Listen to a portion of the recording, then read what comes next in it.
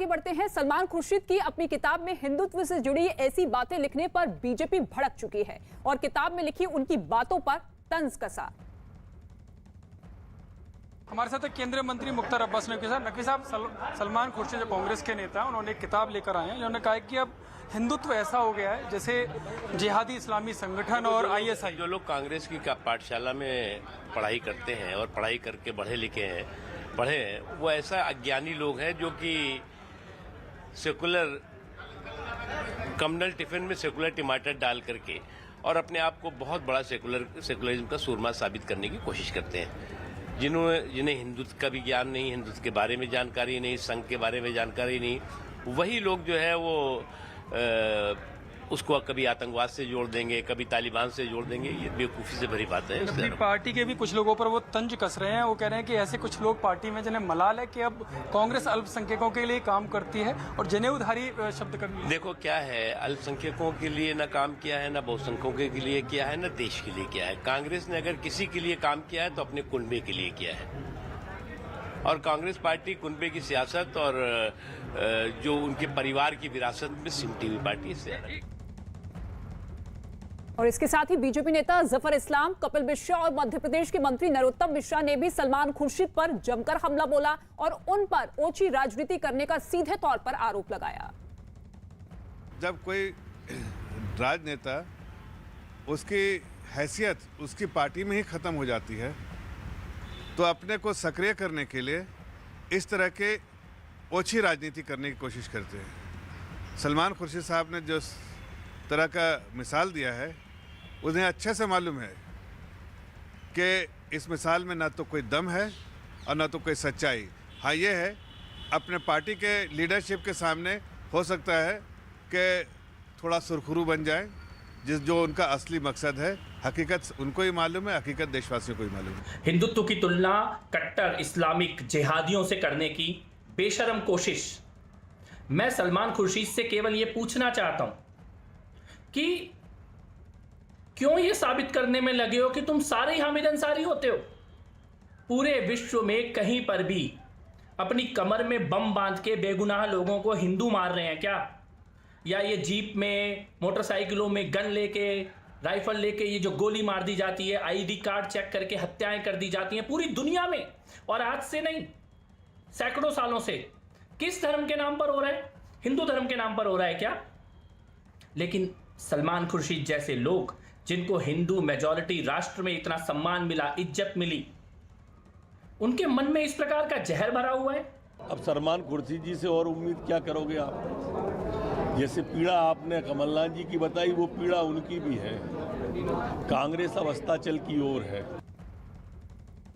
और सलमान खुर्शीद की किताब पर विवाद खड़ा होने के बाद शिवसेना में खुर्शीद पर बरस पड़ी। शिवसेना नेता सचिन आहिरे ने कहा कि हिंदुत्व पर सवाल खड़े करने वालों को शर्म आनी चाहिए। तो वहीं वीएचपी नेता सुरेंद्र जैन ने सलमान खुर्शीद के साथ साथ पूरे कांग्रेस पार्टी की राजनीति पर ही सवाल खड़े कर दिए हैं।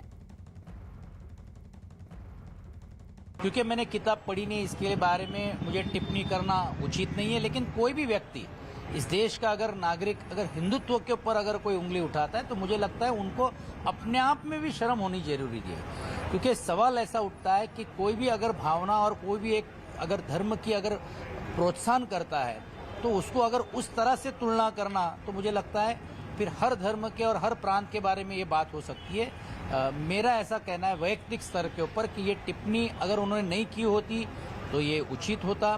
दुर्भाग्य से जिन लोगों की राजनीति हिंदू समाज को इतने वर्षों तक अपमानित करके चलती रही, जिन्होंने बार बार राम के अस्तित्व पर प्रश्न चिन्ह लगाए, जिन्होंने हिंदू आतंकवाद शब्द को आगे बढ़ाया और जिन्होंने सिम्मी की वकालत की है, उनकी गोदी में खेले हैं, ऐसे लोगों को ये वर्तमान उत्थान किसी हालत में हजम नहीं हो सकता।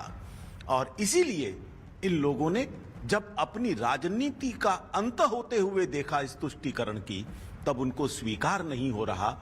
उन्होंने अपमानित किया है हिंदू समाज को, जो 125 करोड़ से अधिक संपूर्ण विश्व में है।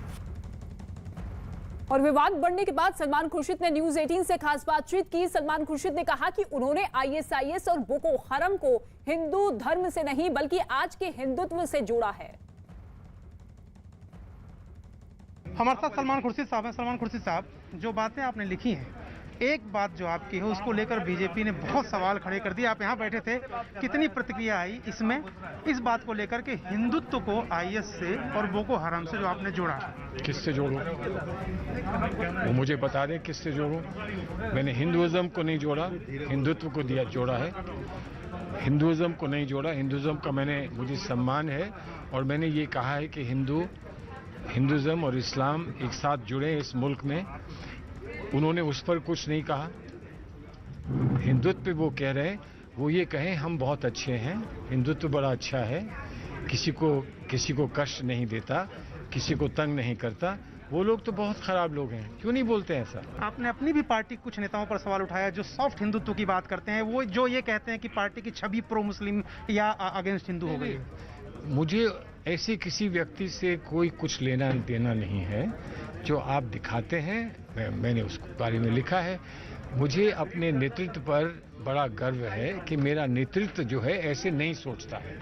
मेरा नेतृत्व इस मामले को टुकड़ों टुकड़ों में नहीं बांटता है। वो ये नहीं सोचता है कि ये हिंदू है, ये मुसलमान है, वो ऐसा नहीं सोचता है। इसीलिए उस नेतृत्व पर मुझे गर्व है और इसीलिए उस नेतृत्व को मैं अपना नेतृत्व मानता हूँ। अगर कोई समझता है कि कुछ और होना चाहिए उस नेतृत्व को, तो वो जाके उनसे बात करें। कई लोग कह रहे हैं चुनाव से पहले इस तरह की बात से नुकसान हो जाएगा कांग्रेस पार्टी।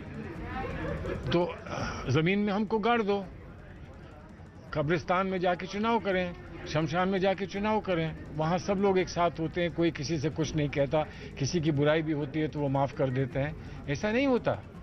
चुनाव में सच्चाई कहनी होती है, कहनी पड़ेगी सच्चाई। और वो सच्चाई, मुझे गर्व इस बात का है कि मेरा नेतृत्व वो सच्चाई को कहता है, बताता है, दिखाता है और हमें उसका मार्गदर्शन देता है। मुझे इसका गर्व है। कांग्रेस के वरिष्ठ नेता और पूर्व गृह मंत्री पी चिदम्बरम ने भी अयोध्या पर सुप्रीम कोर्ट के फैसले पर सवाल उठाए। उन्होंने कहा कि वो one killed no one killed जैसे का उसी तरह विवादित ढांचा किसी ने नहीं तोड़ा। पी चिदम्बरम ने यह भी बयान दिया कि कांग्रेस नेता सलमान खुर्शीद की किताब sunrise over Ayodhya nationhood in are times के विमोचन के दौरान पी चिदम्बरम इस तरीके का बयान देते हुए नजर आए। After the Supreme Court judgment, things took a predictable course. Within a year or so, everyone who was accused, something like 300 people who were accused, were acquitted. So like no one killed Jessica, nobody demolished the Babri Masjid.